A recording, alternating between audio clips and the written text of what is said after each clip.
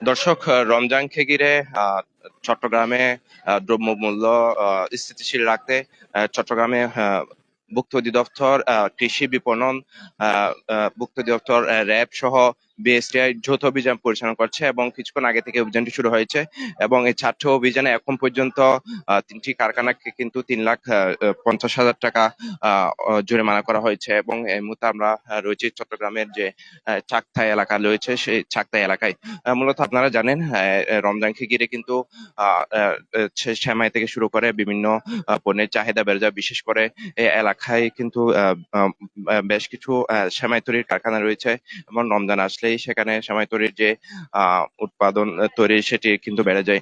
এবং সেটিকে ঘিরে এখানে বিভিন্ন ধরনের অনিয়ম ভুক্ত অধিদপ্তর থেকে শুরু করে বিভিন্ন সংস্থা তারা দেখতে পান। এবং তার প্রেক্ষিতে কিন্তু আজকে ভুক্ত অধিদপ্তর, কৃষি বিপণন অধিদপ্তর, র্যাপিড অ্যাকশন ব্যাটালিয়ন র্যাব সহ এবং বিএসটিআর কর্মকর্তারা রয়েছেন। তাদের যে যৌথ অভিযান সেটি পরিচালিত করা হচ্ছে এবং সেখানে বিভিন্ন পর্যায়ের ম্যাজিস্ট্রেট থেকে শুরু করে বিভিন্ন কর্মকর্তারা রয়েছেন।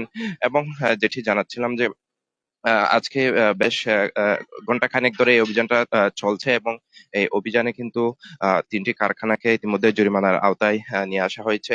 এবং এর মধ্যে একটি কারখানা অস্বাস্থ্যকর পরিবেশ এবং নোংরা পরিবেশের কারণে 1,50,000 টাকা জরিমানা করা হয়েছে। আরেকটি কারখানাকে একই অপরাধে পাশাপাশি বিএসটিআই কর্তৃক অনুমোদন না থাকা এবং বিভিন্ন ধরনের কাগজপত্র না থাকার কারণে 2,00,000 টাকা জরিমানা করা হয়েছে।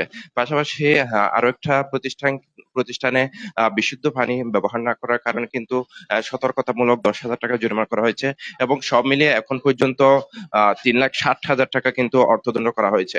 এবং আপনারা জানেন, চাকতাইয়ের এই এলাকায় কিন্তু সারি সারি বিভিন্ন সেমাই তৈরির কারখানা গড়ে উঠেছে। সেখানে বিভিন্ন অস্বাস্থ্যকর পরিবেশে কিন্তু সেমাই তৈরি হয়ে থাকে এখানে।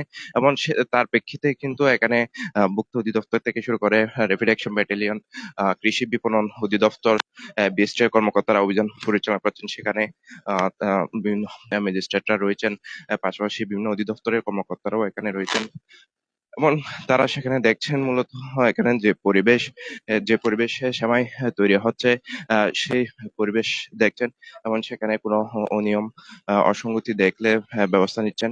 এবং এখন পর্যন্ত বেশ কয়েকটি কারখানায় ইতিমধ্যে অভিযান পরিচালনা শেষ হয়েছে এবং প্রায় 3.5 লাখেরও বেশি জরিমানা ইতিমধ্যে আদায় অর্থদণ্ড করা হয়েছে। এবং এখনো পর্যন্ত তাদের যৌথ যে অভিযান সেটি কিন্তু চলছে। এবং হ্যাঁ, চাকথাইয়ের এই এলাকায় কিন্তু প্রচুর পরিমাণে সেমাই তৈরির কারখানা রয়েছে। এবং সেখানে কর্মকর্তারা দেখেছেন যে অস্বাস্থ্যকর পরিবেশে, নোংরা পরিবেশে সেমাই তৈরি করা হচ্ছে। এবং এইসব সেমাই চট্টগ্রাম সহ সারা দেশে বিভিন্ন জায়গায় কিন্তু তারা বাজারজাত করছে। এবং তারা বলছেন যে এই অস্বাস্থ্যকর পরিবেশে তৈরি সেমাই, সেখানে বিশুদ্ধ পানি ব্যবহার করা হচ্ছে না। এই এই পরিবেশে তৈরি সেমাই যদি সাধারণ ভোক্তারা গ্রহণ করেন, সেক্ষেত্রে বড় ধরনের শারীরিক ঝুঁকির কারণ হতে পারে বলে, স্বাস্থ্য ঝুঁকির কারণ হতে পারে বলে কর্মকর্তারা বলছেন। এবং এখানে দেখতে পাচ্ছেন যে আমরা যে কারখানাটিতে রয়েছি, সেই কারখানায় একদম খোলা পরিবেশে কিন্তু সেমাইগুলো তৈরি করা হচ্ছে।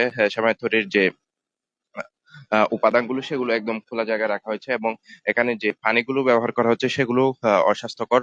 পাশাপাশি একদম খোলা পরিবেশে এখানে যে সেমাইগুলো কিন্তু রাখা হয়েছে। এবং আশেপাশে বিভিন্ন মাছি মশা থেকে শুরু করে বিভিন্ন পোকামাকড় দেখা যাচ্ছে। এবং আশেপাশে যে পরিবেশ গুলো রয়েছে সেগুলো কিন্তু একদম অস্বাস্থ্যকর বলা যায়।